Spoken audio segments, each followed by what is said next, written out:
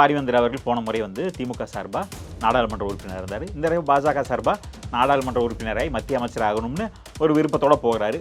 வெற்றியோ தோல்வியோ இந்த முறை தேர்தல் நின்னா தோல்வி அடைஞ்சால் மீண்டும் வரக்கூடிய சட்டமன்றத்தில் வாய்ப்பு கிடைக்கும், தன்னோட அரசியல் பயணத்தை தொடங்க முடியும்னு கவுன்சிலரே அடிப்பார். பார்த்துருக்கோம், நம்ம வந்து பல சர்ச்சைகளுக்கு சிக்கினார். தொண்டர்கள் அடிக்கிறதா இருக்கட்டும், கட்சியினரை வந்து அவர் ஒரு கவுன்சிலரை வந்து தலையில் அடித்து அது ஒரு சர்ச்சையெல்லாம் ஆச்சு. கொஞ்சம் காரசாரமாக பேசக்கூடியவர். இன்னொன்று வந்து அந்த பகுதியில் வந்து முத்திரையர் சமுதாயத்தில் ஒரு அதிருப்தி இருக்குது அப்படிங்கிற ஒரு இது இருக்குது. ஏன்னா திருச்சி சரி, பெரம்பலூர் சரி, முத்திரையர் சமுதாயத்தில் இருந்து வேட்பாளர்கள் போடணும்னு அந்த கம்யூனிட்டிலேருந்து கோரிக்கை எழுதிட்டே இருந்துச்சு. ஆனால் தொடர்ந்து வந்து அவர்கள் வந்து ஓரங்கட்டப்படுறதாகவும், ஏன்னா சில பேர் தயங்குற நேரத்தில் இவர் முன்னாடி வந்து நிற்கும் பொழுது வரக்கூடிய 2026 சட்டமன்றத்தை இவர் எதிர்கொண்டால் ஒருவேளை அப்போ வென்று கூட ஒரு ஏதோ ஒரு முக்கியமான பதவி வாங்கலாம் அப்படிங்கிற எண்ணத்தில் தான் அவர் வந்திருக்கார் அப்படிங்கிறத பார்க்குறோம். தமிழ்நாடு பொறுத்தளவு களம் வேறு மாதிரி இருந்தாலுமே கூட ஆல் ஓவர் இந்தியாவில் வந்து பாஜகவோட வியூகம் மிகப்பெரிய அளவுக்கு இருக்குது. முக்கியமான தலைவர்கள் யாருமே இல்லை. கெஜ்ரிவால் ஜெயிலில் இருக்கார். மம்தா அவர்கள் வந்து வெஸ்ட் பெங்காலை தாண்டி வரமாட்டாங்க. திமுகவோட ஒரு எம்எல்ஏ குவாரி நடத்துகிறாரு. அந்த குவாரியில் வந்து பல முறைகேடுகள் நடக்குது.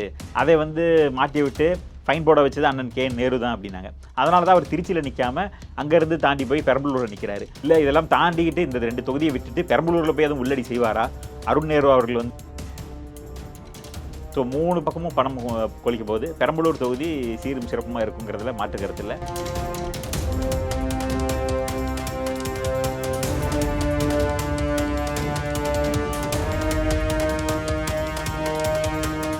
பெரம்பலூர் தொகுதியோட கள நிலவரம் எப்படி சார் இருக்கு சார்? திமுகவில் வந்து பார்த்தீங்கன்னா அருண்குமார் அவர்கள், பாஜகவில் வந்து பார்த்தீங்கன்னா பாரிவேந்தர், அதிமுகவில் வந்து பார்த்தீங்கன்னா சந்திரமோகன் அவர்கள் போட்டியிடுறாங்க. அவங்களுடைய கள நிலவரம் எப்படி சார் இருக்கு? குறிப்பாக பார்த்தோம்னா இந்த தேர்தலில் ஐஜேகே வந்து திமுகவிலேருந்து விலகி பாஜகவோட சேர்ந்திருக்காங்க அப்படிங்கிறத பார்க்குறோம். பாரிவேந்தர் அவர்கள் போன முறை வந்து திமுக சார்பாக நாடாளுமன்ற உறுப்பினர் இருந்தார். இந்த தடவை பாஜக சார்பாக நாடாளுமன்ற உறுப்பினராய் மத்திய அமைச்சர் ஆகணும்னு ஒரு விருப்பத்தோடு போகிறாரு. பொருளாதார பின்னணி இருக்குது. மிகப்பெரிய ஒரு தொழிலதிபராக இருக்கார். பெரிய நிறுவனங்கள் நடத்துகிறாரு. கல்வி நிறுவனங்கள் வச்சுருக்கிறாரு. ஸோ பணத்துக்கு பஞ்சம் இல்லை. அதே நேரத்தில் எதிரில் பார்த்தோம்னா திமுகவில் முதல் முறை களம் காண்றாரு அருண் நேரு அவர்கள். முக்கியமான அமைச்சர் அண்ணன் கே நேரு அவர்களோட மகனாக இருக்கார். முதல் முறை அந்த வாரிசு அரசியலில் களம் காண்றாரு அப்படிங்கிறத பார்க்குறோம். அவருக்கு கொடுப்பாங்க மாட்டாங்கன்ற பல்வேறு எதிர்பார்ப்புகளுக்கு மத்தியில் திருச்சியில் நிற்பாருன்னெலாம் எதிர்பார்த்த மத்தியில் பெரம்பலூரில் வந்து நிற்கிறார் அப்படிங்கிறத பார்க்குறோம். அதே நேரத்தில் அதிமுகவை பொறுத்தளவுக்கு சந்திரமோகன் அவர்கள் அது பெரிய அளவுக்கு வந்து பேசுபொருளாக இல்லாமல் அமைதியாக இருந்தவர். சில ஆண்டுகளுக்கு முன்னாடி வந்து அதிமுகவில் சேர்ந்தார்.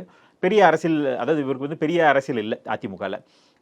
அதிமுகவினருக்கே வந்து பெருசாக அவர் தெரியாது. ஏன்னா இவர் கான்ட்ராக்ட் எடுத்து செய்யக்கூடிய ஒரு நபராக கான்ட்ராக்டராக இருந்தார். சின்ன சின்ன கான்ட்ராக்டில் எடுத்து பண்ணிகிட்டு இருந்தவர். இவரோட பெரியப்பா வந்து மிகப்பெரிய ஒரு அரசியல் புள்ளியாக இருந்திருக்கிறாரு. திமுகவில் அரசியல் புள்ளியாக இருந்திருக்கிறாரு. அண்ணன் கே நேரு அவர்கள் இந்த மாதிரி மிகப்பெரிய ஜாம்பவான்களை உருவாக்கி விட்டதில் முக்கியமான நபரை வந்து இந்த சந்திரமோகன் அவர்களோட பெரியப்பாக்கு வந்து பங்கு இருக்குது. செல்வராஜ் அப்படின்னு சொல்லக்கூடிய நபர், அவர் தான் வந்து இவர்களெல்லாம் வளர்த்து விட்டது திமுகவில். ஆனால் அவரோட தம்பி துரைராஜோட மகன் தான் சந்திரமோகன் அவர்கள். அவரும் கான்ட்ராக்ட் எடுத்து, இவர்கள் எல்லாமே கான்ட்ராக்ட் எடுத்து பண்ணக்கூடியவர்கள். இவரும் அதிமுக காலத்தில் பல கான்ட்ராக்டுகள் எடுத்து பண்ணிகிட்டு இருந்தவர். இந்த முறை வந்து வெற்றி வந்து கேள்விக்குறிதான் அப்படிங்கிற ஒரு ஐயப்பாடில் எல்லாருமே இருக்கும் பொழுது, முன்னால் நின்ன நபர்களையுமே கூட கொஞ்சம் பின்வாங்கும் பொழுது இவர் வந்து துணிச்சலாக இறங்கியிருக்காரு. அதிமுகவும் இவருக்கு சீட்டு கொடுத்துருக்காங்க அப்படிங்கிறத பார்க்குறோம்.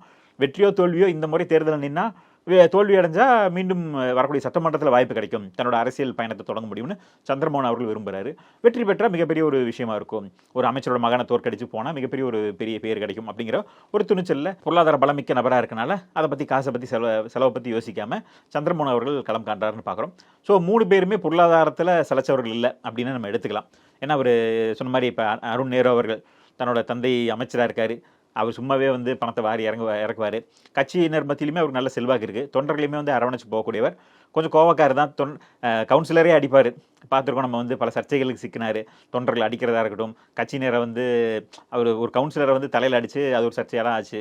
கொஞ்சம் காரசாரமாக பேசக்கூடியவர். இப்போ சில நேரங்களில் தப்பாக வார்த்தை இல்லாமல் விடுவார். அது வந்து ஒரு யதார்த்தமான ஒரு மனிதராக வந்து அவர் களம் காண்டிருக்கார். ஸோ கட்சியினர் மத்தியில் அவருக்கு ஒரு செல்வாக்கு இருக்குது அப்படிங்கிறதுல மாற்று கருத்தே இல்லை. குறிப்பாக வந்து தன்னோட மகனை வந்து பெரம்பலூரில் நிற்க வைக்கிறார். திருச்சி வந்து கூட்டணி கட்சியான மதிமுக கொடுத்துருக்குறாங்க. ஸோ ஆனால் அங்கே வந்து அன்பில் மகேஷ் அவர்கள் பொறுப்பு கொடுக்கப்பட்டனால தன்னோட மகனை வெற்றி பெற வைக்கிறதுக்காக இவர் வந்து பெரம்பலூர் பக்கம் போயிட்டு அங்கே பிரச்சாரம் பண்ணிட்டு இருக்கார் அப்படிங்கிறத பார்க்குறோம். ஸோ அமைச்சரே இருக்கார் அப்படிங்கிறப்ப அருண் நேரு அவர்களுக்கு தான் வாய்ப்புகள் அதிகமாக இருக்குது. ஏன்னா பொருளாதார பலம், அதிகார பலம், இன்னொன்று அண்ணன் கே நேரு அவர்களோட அந்த ஆர்கனைசிங் கெப்பாசிட்டி. அவர் வந்து ஒரு மிகப்பெரிய ஒரு லீடர், ஒருங்கிணைக்கிறதா இருக்கட்டும். அதனால பலமுறை வந்து வென்று அமைச்சராக இருக்கார். கலைஞர் காலத்திலே வந்து ஒரு வந்து வளர்த்தெடுக்கப்பட்டார் அப்படிங்கிறத பார்க்குறோம். ஸோ இந்த பின்னணி எல்லாமே அவருக்கு மிகப்பெரிய அளவு இருந்தாலும் சில டிராபேக்னு பார்த்தோம்னா கே.என். நேரு அவர்கள் மேலே வரக்கூடிய விமர்சனங்கள் அவரோட மகன் மேலே வரும். ஏன்னா அவர் முதல் முறை அருண் நேரு இருந்தாலுமே கூட அவர் வாரிசு அரசியல் அப்படிங்கிற ஒரு கண்ணோட்டத்தில் பார்க்கப்படும். செய்வாரா சரியாக செய்வாராங்கிற அந்த சந்தேகங்கள் இல்லாமலாம். இன்னொன்று வந்து அந்த பகுதியில் வந்து முத்திரையர் சமுதாயத்தில் ஒரு அதிருப்தி இருக்குது அப்படிங்கிற ஒரு இது இருக்குது. ஏன்னா திருச்சி சரி பெரம்பலூர் சரி முத்திரையர் சமுதாயத்தில் இருந்து வேட்பாளர்கள் போடணும்னு அந்த கம்யூனிட்டிலேருந்து கோரிக்கை எழுதிட்டே இருந்துச்சு. ஆனால் தொடர்ந்து வந்து அவர்கள் வந்து ஓரங்கட்டப்படுறதாகவும் புறக்கணிக்கப்படுறதாகவும் அவர்களுக்குள்ள ஒரு அதிருப்தி இருக்குது. ஸோ திமுகக்குள்ளே இருக்கக்கூடிய முத்திரையர்களையுமே கூட அதிருப்தியில் இருக்கிறாங்க அப்படிங்கிறத பார்க்குறோம். குறிப்பாக முத்திரையர்களுக்காக இயக்கம் நடத்தக்கூடியவர்களுமே கூட இந்த தடவை திமுகக்கு எதிராக வாக்களிக்கணும் அப்படிங்கிற ஒரு இதை எடுத்திருக்கிறாங்க, சபதம் எடுத்திருக்கிறாங்க. ஸோ இதெல்லாம் வந்து அவர்களுக்கு ஒரு சின்ன சிக்கலை உருவாக்கலாம். அதே நேரத்தில் கான்ட்ராக்டராக இருக்கக்கூடிய சந்திரமோகன் அவர்கள் வந்து இது வெற்றி அப்படிங்கிறத தாண்டி களத்தில் நிற்கணும், இதன் மூலிமா வரக்கூடிய அரசியலில் தன்னோட காலை பதிக்கணும், இதில் ஒரு இதில் களம் கண்டாதான் வெற்றியோ தோல்வியோ இதுக்கு அடுத்தடுத்து வரக்கூடிய அரசியல் களத்தில் தன்னால் நிற்க முடியும். ஏன்னா சில பேர் தயங்குற நேரத்தில் இவர் முன்னாடி வந்து நிற்கும் பொழுது வரக்கூடிய 2026 சட்டமன்றத்தை இவர் எதிர்கொண்டா ஒருவேளை அப்போ வென்று கூட ஒரு ஏதோ ஒரு முக்கியமான பதவி வாங்கலாம் அப்படிங்கிற எண்ணத்தில் தான் அவர் வந்திருக்கார் அப்படிங்கிறத பார்க்குறோம். பாரிவேந்தரை பொறுத்தளவுக்கு பணம் இருக்குது. ஸோ போன முறை திமுகவோட அந்த அலையில் அவர் வென்றார். இந்த முறை வந்து என்ன சூழல் இருக்கும், தனிப்பட்ட செல்வாக்கு அவருக்கு எந்த அளவுக்கு இருக்குங்கிறது கேள்விக்குறி தான். ஏன்னா பணபலம் இருக்க அளவுக்கு மக்கள் மத்தியில் அவர் போய் அணுகி மக்களோட மக்களாக அவர் இருந்திருக்காரான்னு பார்த்தா இல்லை. ஏன்னா கடந்த 5 ஆண்டுகளில் அவருக்கு இந்த நாடாளுமன்ற தொகுதியில் சீட்டு கொடுக்க மாட்டாங்கன்னு தெரிஞ்சுதான் திமுகலேருந்து பாஜகவில் வந்து சேர்ந்தாரா சார்? அவர் வந்து இப்போ என்னன்னா இப்போ அதாவது நேஷனல் ட்ரெண்டுன்னு பார்த்தோம்னா மத்தியில் பாஜக தான் ஆட்சி அமைக்க போகிறதுங்கிறது நமக்கு தெளிவாக தெரியும்.